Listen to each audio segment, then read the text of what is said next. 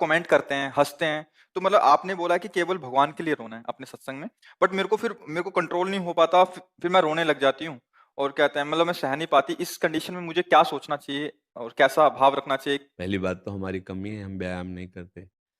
दूसरी बात कमी है, हम भोजन में संयम नहीं बर्ताव करते।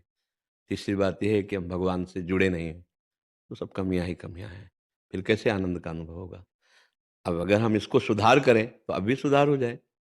और संसार किसी को सपोर्ट करे, ऐसा असंभव है। कोई न कोई प्रतिकूलता तो संसार की तरफ से आती ही रहती है। जिनका शरीर मोटा नहीं, उनको नहीं आती क्या? जो सतमार्ग में चलते हैं, उनको प्रतिकूलता नहीं आती क्या? पर सतमार्ग में चलने वाले को प्रभु के भजन के बल से समता प्राप्त हो जाती है। वो मान में, अपमान में, सुख में, दुःख में समान भाव रखकर आनंदित होता है। सामने वाले की दृष्टि है, वो क्या देख कर के बोल रहा है, वो उसका मन है। जैसे कोई पागल आदमी रास्ते में खड़ा हमें गाली दे रहा है, अपमानित करने वाली वचन बोल रहा है, तो अपने लोग हंस के चले जाते हैं कि पागल है। मुझे लगता है ऐसे ही आपको समझना चाहिए कि संसार अपनी अपनी सोच के अनुसार बोल रहा है। बकाया हमारी तरफ से आपको प्रार्थना है कि आप दुखी मत होइए और व्यायाम कीजिए।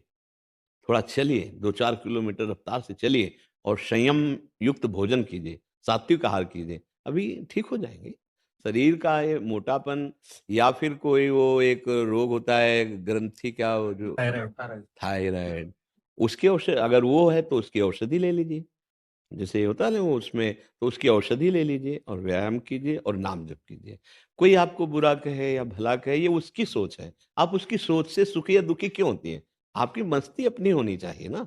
भगवान ने आपको जैसा बनाया है, भगवान ने जो आपको बुद्धि दी है, आप उसमें मगन रहिए। दूसरा आपको अच्छा कहे इसलिए क्यों परेशान हो? दूसरा आपको बुरा करे तो आप दुखी क्यों हो? यही तो अध्यात्म का ज्ञान ना होने के कारण शरीर भाव से युक्त होकर हम इतना दुखी हो सकते हैं कि हमारा निकलना बंद हो सकता है, हम अपने जीवन से ऊब सकते हैं। तो ऐसा नहीं होना चाहिए। हम परास्त होने के लिए नहीं आए, मानव देह जो मिली, चाहे स्त्री हो चाहे पुरुष हो, हम जीतने के लिए आए हैं। काम, क्रोध, लोभ, मोह, मद, मत्सर, इन पर विजय प्राप्त करके भगवदानंद के लिए आए। तो नाम जप करो, व्यायाम करो और सात्विक भोजन करो। और अगर वो रोग है, कौन सा बताया? थायराइड, तो उसकी आप औषधि ले लीजिए। और जब आपको कोई ऐसे वचन बोले, तो आप समझो पागल आदमी है। बातुल भूत विवश मतवारे, ते नहीं बोले बचन विचारे। जो अच्छे आदमी हैं, वो कभी आपको दुःख देने वाले वचन क्यों बोलेंगे?